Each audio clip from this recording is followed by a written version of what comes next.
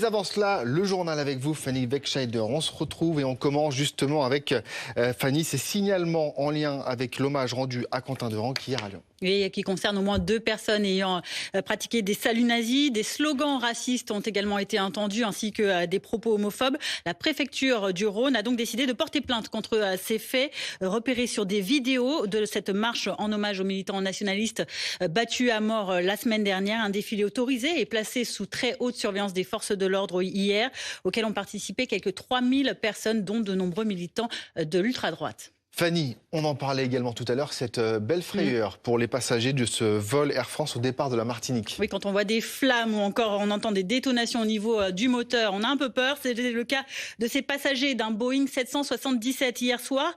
15 minutes seulement après leur décollage de ce vol AF 895 de l'aéroport de Fort-de-France, eh bien, le pilote a décidé de faire demi-tour pour se reposer à son point de départ. Heureusement, aucun blessé n'est à déplorer. Les passagers ont pu être hébergés dans la nuit et une enquête préliminaire a été ouverte. Dans l'actualité internationale, cette escalade verbale qui se poursuit finalement entre l'Iran et les États-Unis. Oui, avec cette dernière déclaration, elle émane du chef iranien de l'armée de terre. Nos forces sont en état d'alerte maximale et nous surveillons tous les mouvements de nos ennemis. Comme une réponse aux propos quelques heures auparavant de Donald Trump depuis la Maison-Blanche, disant que l'armée américaine est plus puissante que jamais, alors que les États-Unis sont toujours en attente d'un accord sur le nucléaire iranien et continuent de menacer de frapper l'Iran.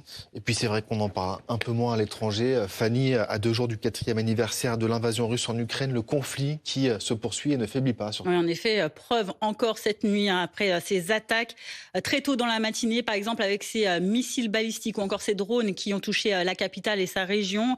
Des bombardements également signalés dans les régions de Dnipro, d'Odessa ou encore beaucoup plus à l'ouest, cette fois-ci à Lviv, où une policière est décédée et des dizaines de personnes ont été blessées. Écoutez. Il s'agit assurément d'un acte terroriste. 15 personnes reçoivent actuellement des soins médicaux. Certaines sont dans un état critique. Une policière est décédée. J'adresse mes condoléances à sa famille.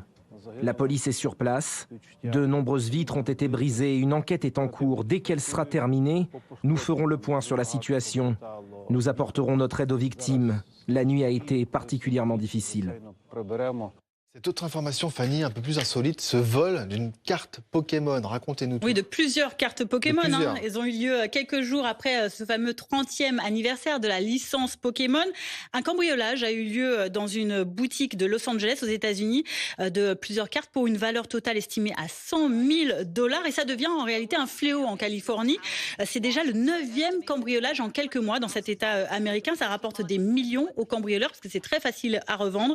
Peu de risques pour les voler. Les boutiques sont facilement accessibles et il y a surtout énormément de demandes venues du monde entier sur Internet pour acquérir ces cartes. Bon, et puis on termine avec cette belle image, Fanny, ces 2 survivants de Crans-Montana, de cet incendie qui était hier au Parc des Princes. Oui, c'est très émouvant en effet de revoir Thaïris Dos Santos, footballeur stagiaire du FC Metz, accompagné de sa petite amie Colline, qui l'avait sauvé le soir de l'incendie du Nouvel An. Le jeune couple qui assistait au match PSG-Metz qui s'est soldé par un 3-0 pour Paris, mais il a pu en profiter en loge, invité par le président du PSG la veille. Et dans le vestiaire messin, cette fois-ci, ce sont les professionnels du club qui ont remis aux jeunes héros un maillot floqué. On est tous avec toi, Thaïris. Merci beaucoup, Fanny. Merci d'avoir terminé le journal par cette belle image remplie d'espoir. Merci à vous. On le disait à l'instant avec Fanny, cette très grosse frayeur pour 469 passagers, les passagers de ce vol